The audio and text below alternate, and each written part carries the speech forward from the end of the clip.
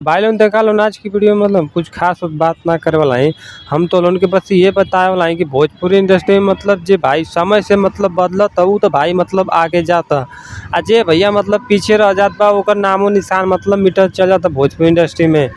तो साला ये दुख का खत्म नहीं होता बे। तो भाई लोग आज की वीडियो में हम तो उनके ये बात बताए 3 गो सिंगर बताए जो उनकी मतलब टॉप 3 में आवे लोगन।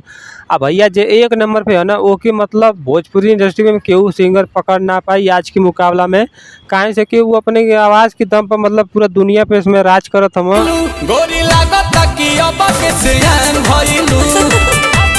तो चला ला 3 नंबर से हम स्टार्ट करत थी। तो 3 नंबर पे जे आवत वो खेसारी भैया हम ना। तो उनके बता दें खेसारी भैया का गाना जो बा ट्रेंड करेला, हर एक गाना मतलब ट्रेंडिंग में चल जाला। तो यही से मतलब इनके ट्रेंडिंग स्टार कहल जाला भोजपुरी इंडस्ट्री में।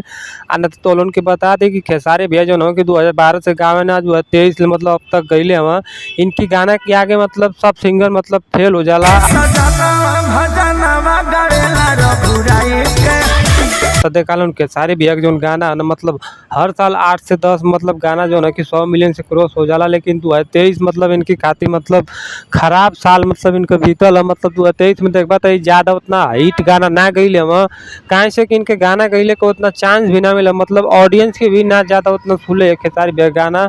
आना तो 2023 में देखबा तो खेसारी भैया मतलब उतना गाना भी हिट ना गईले हम, यही से मतलब 3 नंबर पे आइल हम। देखा लो जो 2 नंबर पे आओ तो उनका नाम है पावर स्टार। पावर स्टार नहीं मतलब पावर स्टार पवन सिंह इनका पूरा नाम हो गई। आना तो उनके बता दी कि गाना मतलब हिट से हिट गावत हम जो गाना गईले 1996 मतलब पहला गाना ही गईले हम 2023 मतलब अब तक ही गाना गावत हम। आ तो उनके बता दें कि यो मतलब हिट गाना गावत हम भोजपुरी में जो इज्जत बचैले बा भोजपुरी का पवन सिंह खाली बचैले हम। इनके एक से एक हिट गाना इसमें गावत रहता हूँ।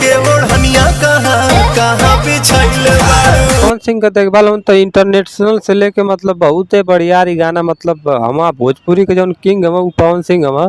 भोजपुरी मतलब न मनबा तो ये ज़्यादा मतलब गाना हिट गईले हम वैसे। आना तो उनके बता दें कि ज़्यादातर फिल्मों में मतलब काम मतलब कैले हम, लेकिन उतना नाम ना कमा पाइल हम जितना खेसारी भैया मतलब इसमें कमैले हम।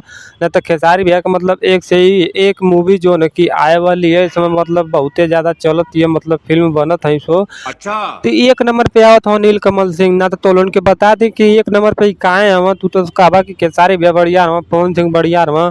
तो भाई लोग तो उनके बता दे कि नीलकमल सिंह जब गावे ना तो पवन सिंह पीछे हो जाना, खेसारी भैया में मतलब पीछे हो जाना। तो 2023 में जब बाजी मरले नीलकमल सिंह वही एक से एक हिट मतलब गाना गावत हम जो मतलब पब्लिक बहुते ज्यादा सुनत है।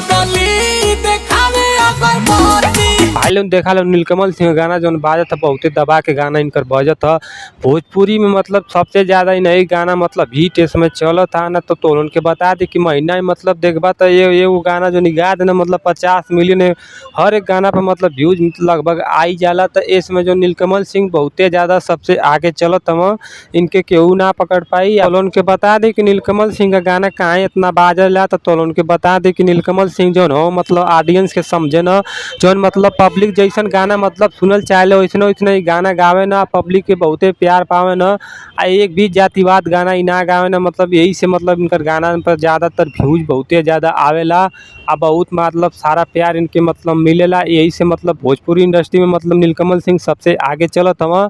आई चलते रह जाइए अगर ऐसा ही मतलब चलत रह जाइए भाई लोग तो पूरा भोजपुरी के इलाके नंबर 1 पर बनले रह जाइए। सबकर गाना मतलब फेल हो जाए इनकी आगे। क्या बात है सर, क्या बात है सर। अब बाकी और भाई लोग नीलकमल सिंह तू कौन गाना मतलब सबसे ज्यादा सुन ले हवा कमेंट में लिख दिया कौन गाना मतलब नीलकमल सिंह तो के बहुते मजा आवेला सुने में।